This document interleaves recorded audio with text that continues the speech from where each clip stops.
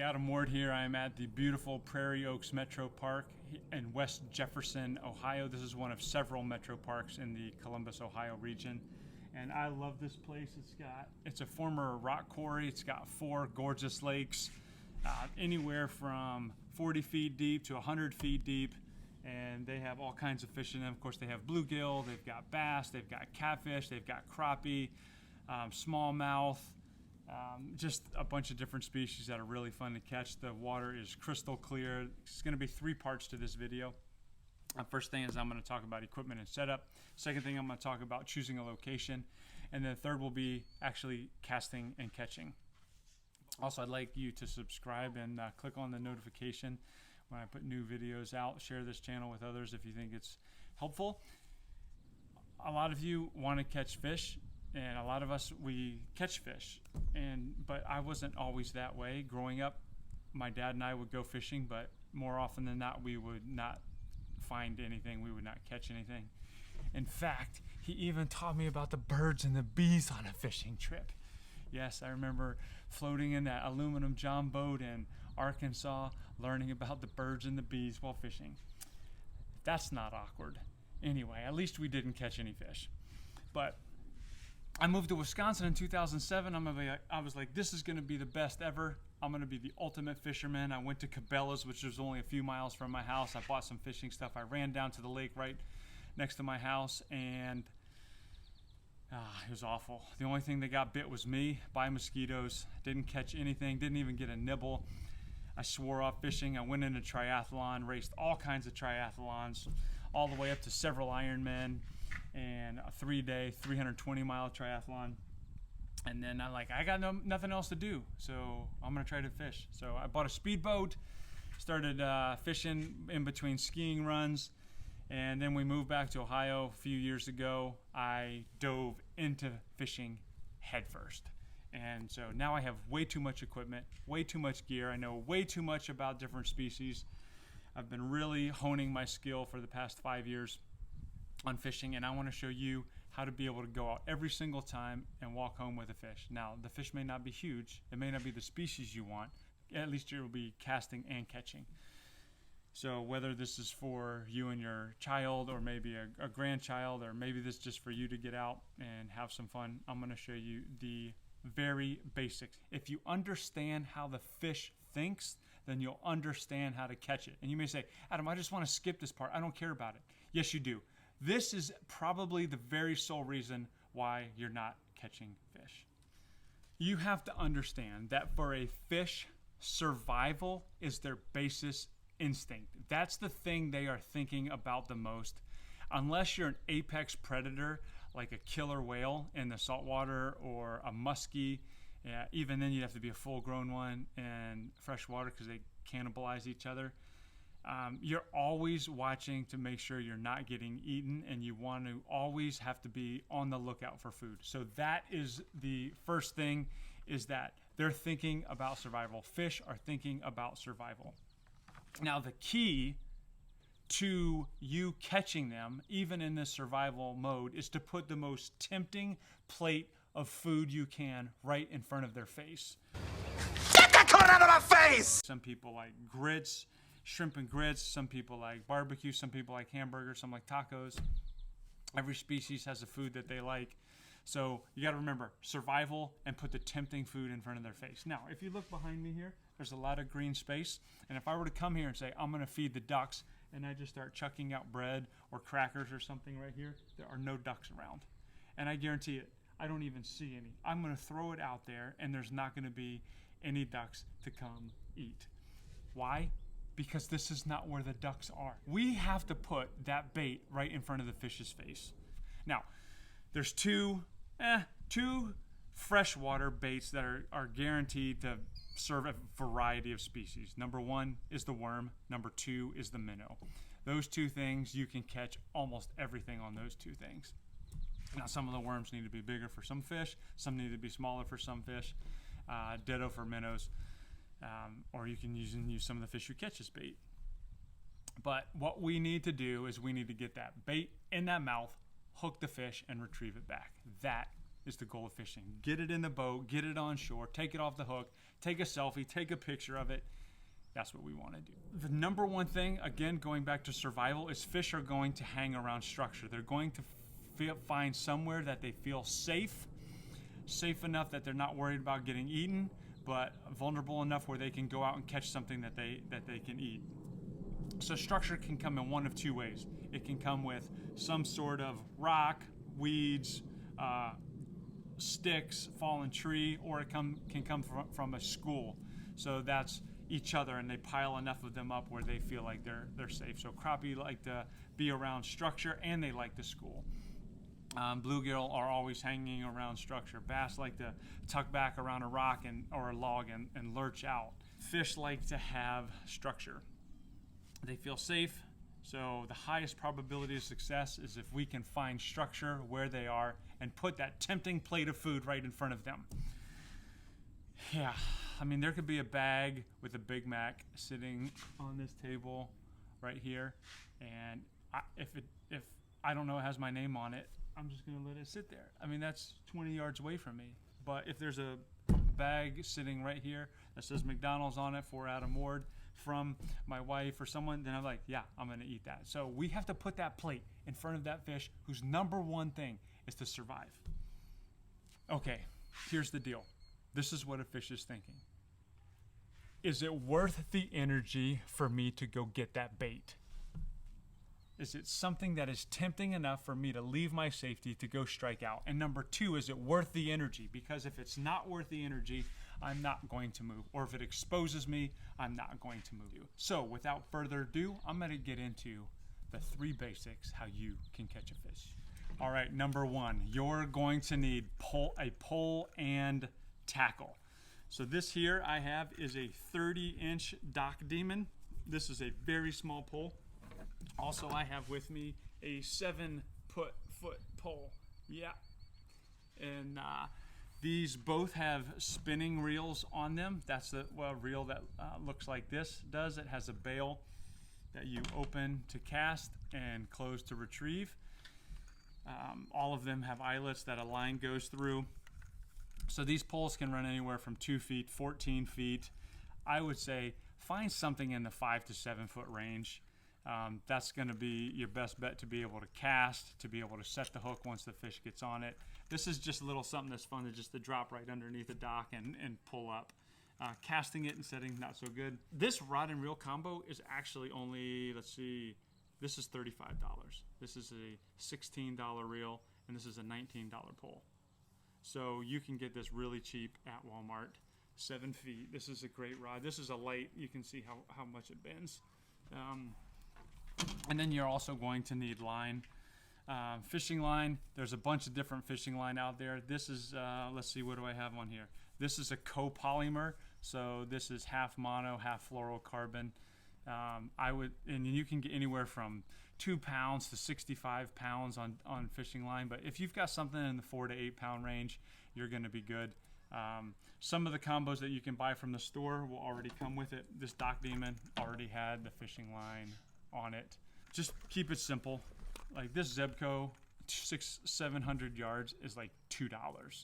And then some fishing line you can spend $30 just to do one spool. So don't make it complicated. Get a monofilament. This is 10 pound. I would say probably get a 6 pound monofilament and use that. Next is you're going to want to choose a hook. There's a bunch of different hooks out there. Actually, it can be very intimidating on what type of hook to get. And I'm going to just make it simple and say get a bait holder hook. This is a size 8 hook. You can get hooks from size 32, which are very small, to 19, which are gigantic. But I would say get a size 8 to size 4 bait holder hook. It has little nubs on this edge to hold the worm in place. This is going to catch a panfish. So we're going after panfish here, okay? If you're going to guarantee catch a fish, we're going to catch a panfish. Another thing is you're going to need a weight. So right here, there's a ton of weight available. This is a split shot that I have on this line right here. You don't want something that's going to pull the bobber under, but you want something that's going to drop that bait down to the fish. So I like size 3 to 5 split shot. The 3's kind of small here, and then the 5 can get kind of big. So anywhere in that range, and right now with the pandemic, it's kind of hard to get a hold of those, but if you can find split shot, maybe at your local bait store, I like this number 4, one of my favorites. You're also going to need a bobber. Now, everybody knows about this classic red bobber. This is the easiest thing to put on. I did a 5-way bobber comparison for panfish. You can check that video out. But this bobber, this is the easiest. If you have to use this thing, do it, because it is the simplest, but it makes it very difficult to experiment to actually find the fish. And I would highly suggest to move up to a slip bobber. So this one's by Thill, and what makes the slip bobber unique is it has a little hole in the top that the fishing line actually goes through, and then there's a bead that sits on the fishing line that holds the bobber and stops it from going up. So you can see on the reel here is I have a bobber stop that I place at the depth I want that pole to go down. So I can have it all the way up to a foot deep. I can have it all the way down to 25 feet deep. I can just slide the bobber stop. So bobber stops come on little things like this. You can get a pack of these for $2-3. And you put your line through it, you pull the stop off, slide it all the way up the line, add a bead, put on the bobber, tie your hook. This is a quantum step up in catching fish. You're gonna catch a lot more fish than if you just use this. However, if this is all you have, use this. And then if you wanna get really fancy, this is my favorite bobber, the wobble bobber. It just casts a mile, and it's just a great. That's it for equipment. Have your pole, have your reel, get a bobber, get some hooks, get some fishing line, and get a weight, get some weights, some bobber stops, and you are going to be set. Next is about choosing a location. This is absolutely critical. Now, you can find fish in almost every permanent body of water. They get there, people put them there, they stock them. Ducks fly with eggs on their legs, and they go in and fish hatch, and like any permanent body of water is going to have fish in it. Maybe it's your local park, maybe it's a collecting pond in your neighborhood or by the mire by you. You can check everywhere. Make sure that you have room to cast. So you can see there's a lot of woods around this lake, and the fish like structure, like I said, so they actually like being along this tree line, but it's really hard to cast there. So you can go there and there could be great fish there, but if you can't cast, then it's going to be difficult. Make sure there's plenty of room, especially first time out. You want plenty of room to be able to swing your rod and get it to where you want it. Now, here's the deal. This lake right here is 85 feet deep, okay? There aren't any fish in the middle of this lake. Okay, there may be a school of crappie that swim through occasionally, but if I want to catch fish on this lake, my goal is not to cast that bobber out as far as I can. My goal actually here is to keep it within 25 yards or so of the shoreline. I want to be where the weeds are. I want to be where there's a fallen down tree. I want to be where there's rocks. That is what I'm looking for. And that is always going to be relatively close to shore. Unless you're at a pond that's maybe 6 or 8 feet all the way across and it's got plants growing up from the bottom. In that case, sure, feel free to cast out into the middle of it. But I'm gonna say, most lakes, most ponds, if you cast out into the middle, you're just gonna be disappointed. Third area is casting and catching. This is actually the technically most challenging part of fishing, because sometimes there have literally been inches between whether I'm catching a fish or not catching a fish by how I'm casting. If I cast it and I go onto a lily pad and the hook gets stuck on the lily pad instead of it landing right next to the lily pad and sinking, then I've missed the bass that was under that lily pad. Same thing's gonna happen with you. If there's a fallen tree, those bluegill are hanging out right on the side of that tree. So if you can get that bobber right next to the tree, then you're doing well. If you're out 3, 5, 10 feet from that tree, there's no way they're gonna venture out. They're gonna be like, I'm gonna get eaten if I go all the way out there. So you wanna be right next to that tree, 1 to 3 foot of wherever that structure is. Maybe it's the edge. A lot of times I'll cast it right at the edge and then just drag it out just a little bit. So you need to get used to putting that cast within a circle of about that big. The further away you are, usually the higher chances you're going to have of catching something. Fish can get spooked if you get too close to them. Sometimes if they're in a safe spot, you can drop your pole straight down and they'll come and grab it. That I want to talk about hook set. So there are circle hooks that will set themselves, unless you're fishing catfish or something, I wouldn't recommend or something in the saltwater, I wouldn't recommend a circle hook. I'd recommend just straight barb, like this bait holder hook that I'm holding.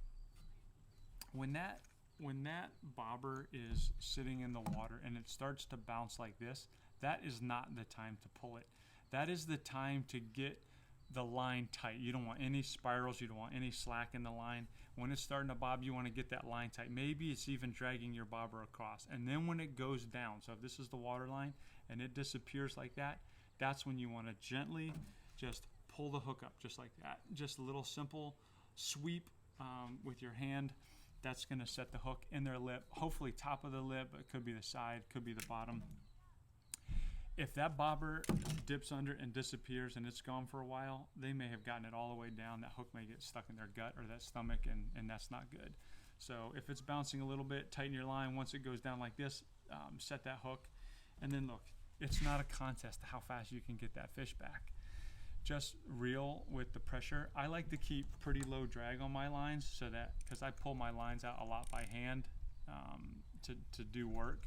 So you don't want to have this drag crank down so much that line doesn't come out at all.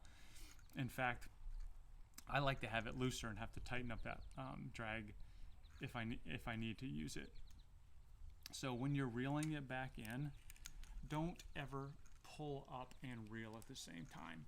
You need to keep tension on that line all the time. So you're going to pull it back and then you're going to reel on the down. You're going to pull it back and then you're going to reel on the down. Or you're just going to do a nice slow retrieval all the way back. Once you lose tension on that line, that fish can shake its head and spit that hook. It can jump out, shake its head and throw it. I've lost a bunch of fish by not having tension on the line. Bass jumps out, even bluegill. You get it up to up to the shore, up to your boat, and they'll jump off. So just keep tension. Look, get the fish off the hook as fast as you can.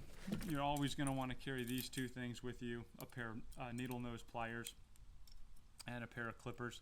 Needle nose so that you can get that hook out easily, and then these clippers in case you need to take care of your line and get that taken care of. Take the pick, throw the fish back in the water.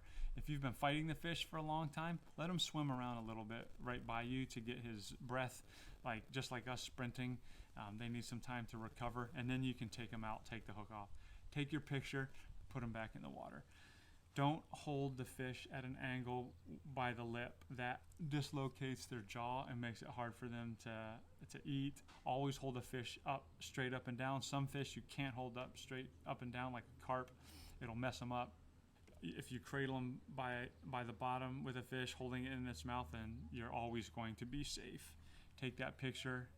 Literally, hey, take it of every fish if you need to, because every fish that you catch is a trophy, and then eventually you'll get bigger and bigger fish, and it'll be awesome. All right, there's a couple basic things that you're going to need when you go out there. I always recommend a hat. I like to wear polarized sunglasses. These are $5, Ozark Trail from Walmart, so you can see through the water. Maybe you'll need bug spray and sunscreen. That just makes your outing a little bit better if you're running into bright sun, or you can't see under the water and you want to, or the bugs are biting you, or the sun's in your face. So those are 4 basic things that I always like to have out there. Obviously you need worms. I like to keep mine in a cooler. That keeps them nice and firm. I put ice in there, put the cooler. What type of worms are you going to use? I always use these Canadian night crawlers. They also have, DMF just came out with these garlic scented ones, which the fish actually like a little bit more, but man, do they stink your refrigerator up. I have a little mini fridge I keep these in, and every time I open it's gross. The fish like these though.